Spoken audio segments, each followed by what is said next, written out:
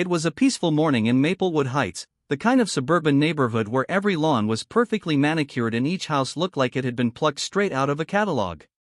James Parker stood on his front porch, sipping his coffee as the sun crept up over the rooftops. It was a rare moment of calm in his otherwise chaotic life.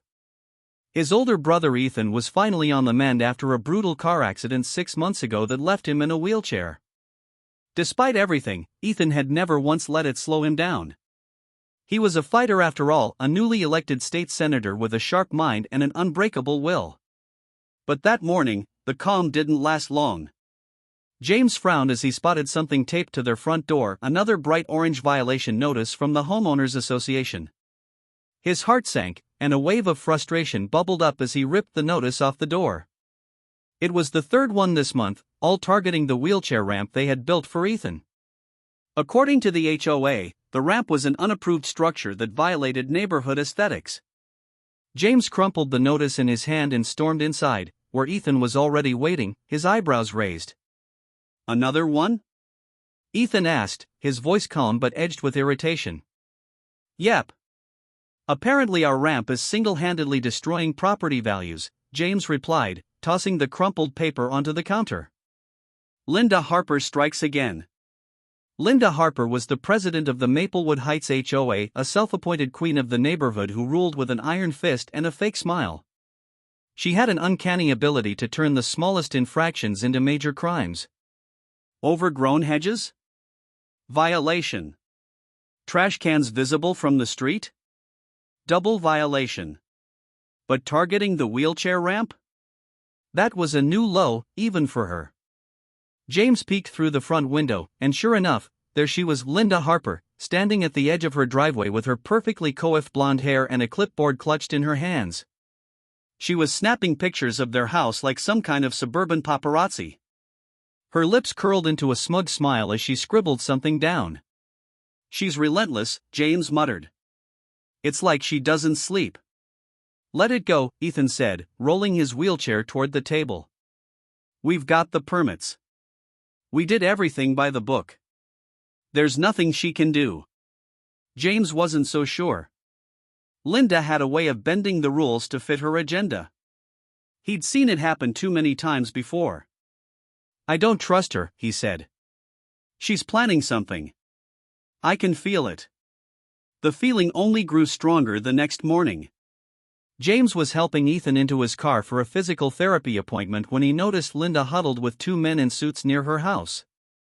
They were pointing at the ramp, gesturing animatedly while one of them jotted notes in a leather-bound notebook. Linda's face lit up with that all-too-familiar smile, the one she wore when she was up to something.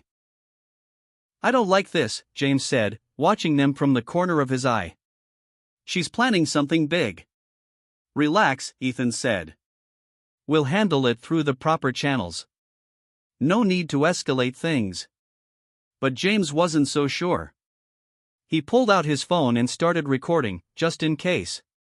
It was a habit he'd picked up over the past few months, documenting every interaction with Linda, every violation notice, every suspicious glance. Something in his gut told him they'd need it. His instincts were right.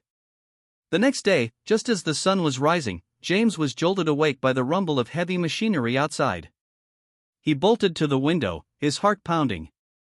A bright yellow bulldozer sat in their driveway, its massive metal blade gleaming in the early morning light. Two workers in orange vests were measuring the ramp, while Linda stood nearby, her red blazer practically glowing in the sunlight. She clutched a stack of papers to her chest like they were the keys to the kingdom. "What do you think you're doing?" James shouted as he burst out the front door. Linda turned to face him, her smile as fake as the designer handbag slung over her shoulder. "Oh, good morning, James," she chirped. "I have here an emergency order from the HOA board. This structure is in direct violation of community guidelines. It has to be removed immediately." James's jaw clenched. "We have permits. This ramp is legal." "The city isn't the HOA, dear," Linda replied, her voice dripping with condescension. "And as president of the board, it's my duty to maintain our community standards. This ramp is an eyesore that's bringing down property values." The bulldozer roared to life and James's stomach dropped. He pulled out his phone and started recording. "This is illegal," he said, his voice steady despite the adrenaline surging through his veins. "You can't just demolish someone's property without a court order." Linda laughed, a high-pitched, grating sound that made James's skin crawl. "Notice was given 3 weeks ago via certified mail. We have the receipt right here."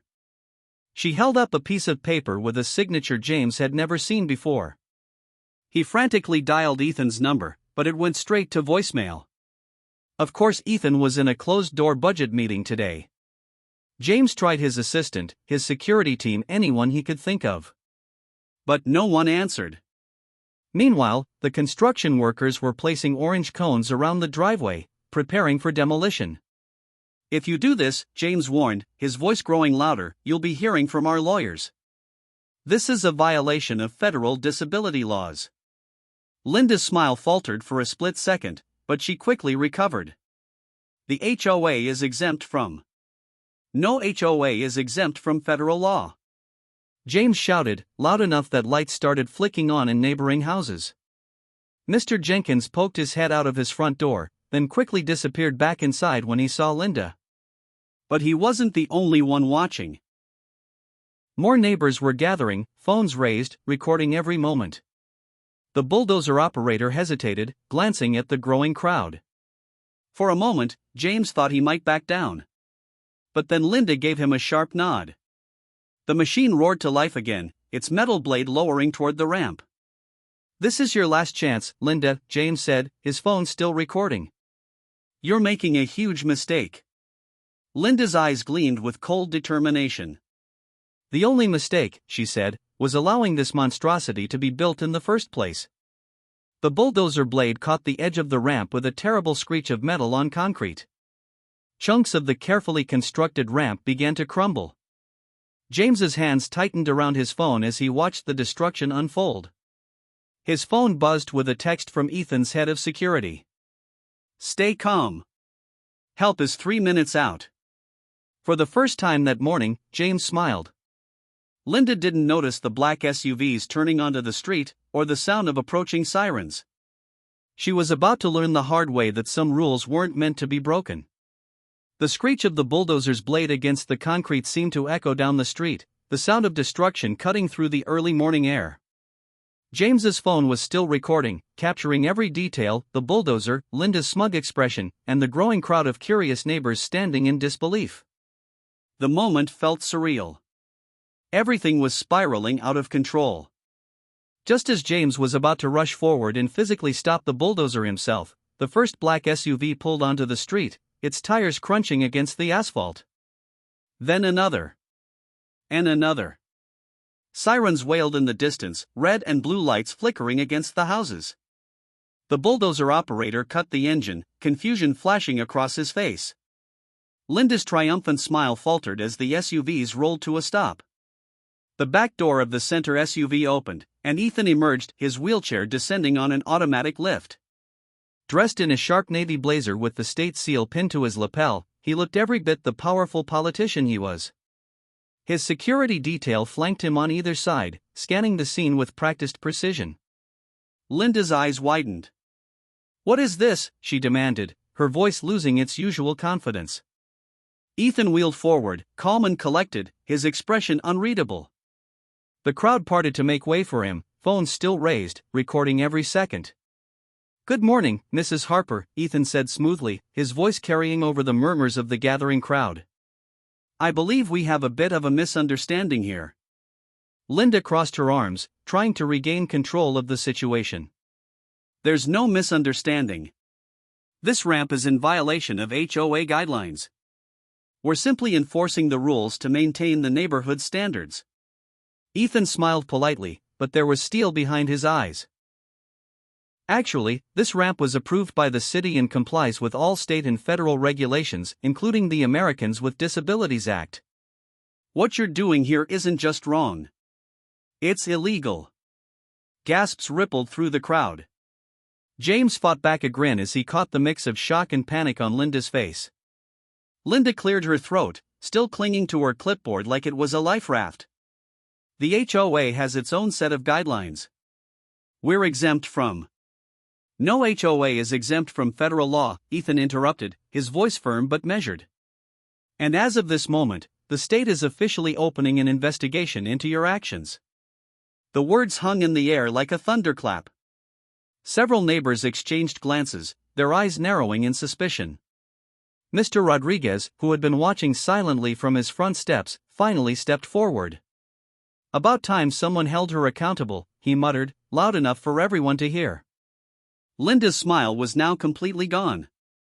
She took a step back, her heels sinking slightly into the soft grass. I think we should take this discussion offline," she stammered, her eyes darting between Ethan and the growing crowd.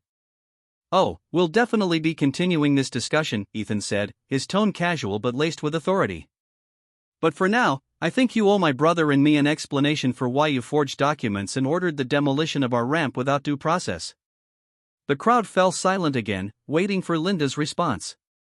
"I didn't forge anything," she said, her voice rising in pitch. "This is all a misunderstanding." James raised his phone higher. "Really? Because I've got video proof of you discussing the demolition with those two men yesterday. You even mentioned the bulldozer arriving at 7 a.m. sharp." Linda opened her mouth to respond, but before she could, one of the construction workers spoke up. "She told us it was all approved," he said, glancing nervously at the growing number of onlookers. "We had no idea this wasn't legal." James caught Ethan's eye, and they both knew the tide had turned. "Looks like you've been caught in a bit of a lie, Mrs. Harper," Ethan said, leaning back in his wheelchair. "I suggest you cooperate fully with the investigation. It'll go a lot easier for you that way." Just then, the sirens grew louder, and two state police cruisers pulled up alongside the SUVs. Two officers stepped out, their eyes scanning the scene.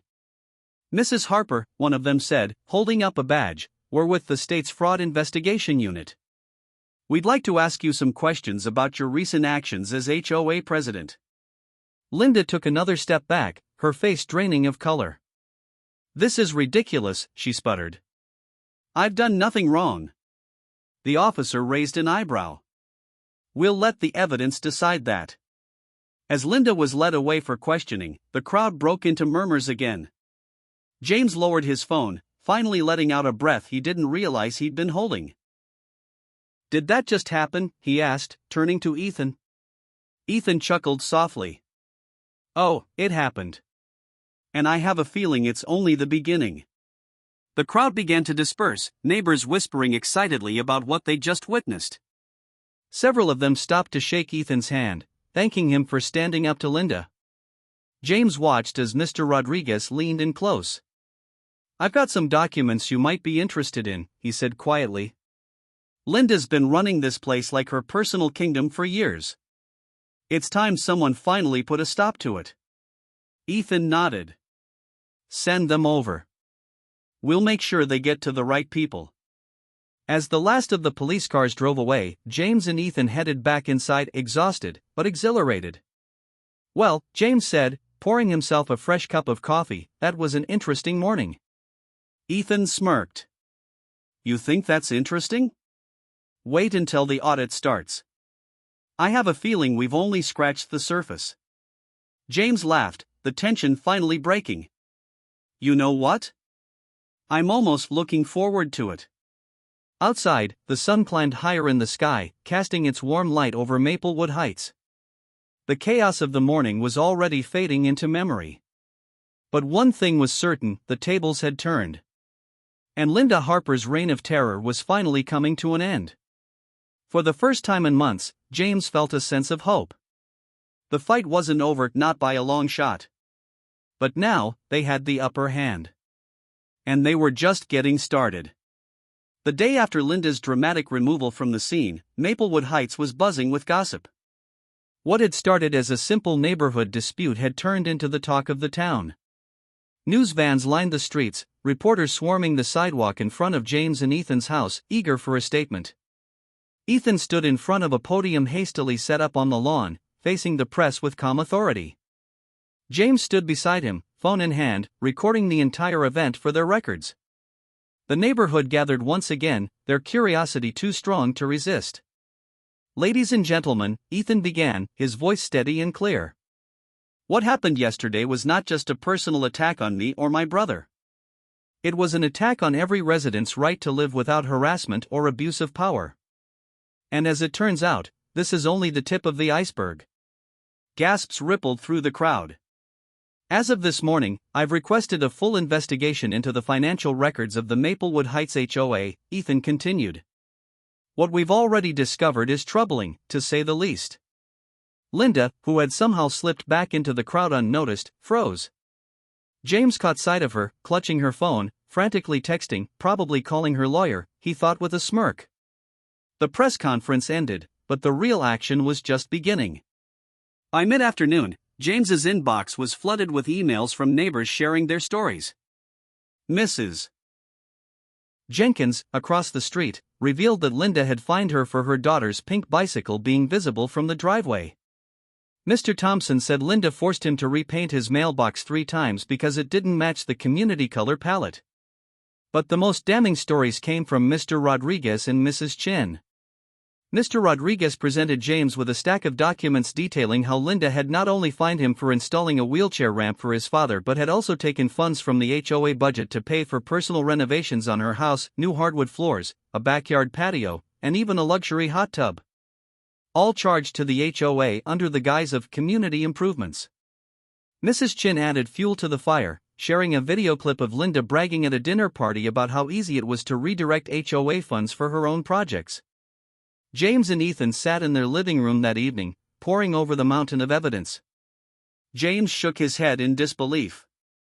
She's been running this place like a personal piggy bank. Ethan nodded. And it's time we put an end to it. The next morning, they called an emergency neighborhood meeting at the community center. For the first time in years, the room was packed not with Linda's loyal enforcers, but with residents eager for answers and justice. James took the microphone first, laying out the evidence they had collected. The room grew quieter with each new revelation. Photos of Linda's luxurious renovations flashed on the projector screen, followed by copies of falsified financial reports and witness statements. Then Ethan took over, his voice strong and authoritative. This isn't just about one corrupt HOA president, he said. This is about changing how HOAs operate across the state.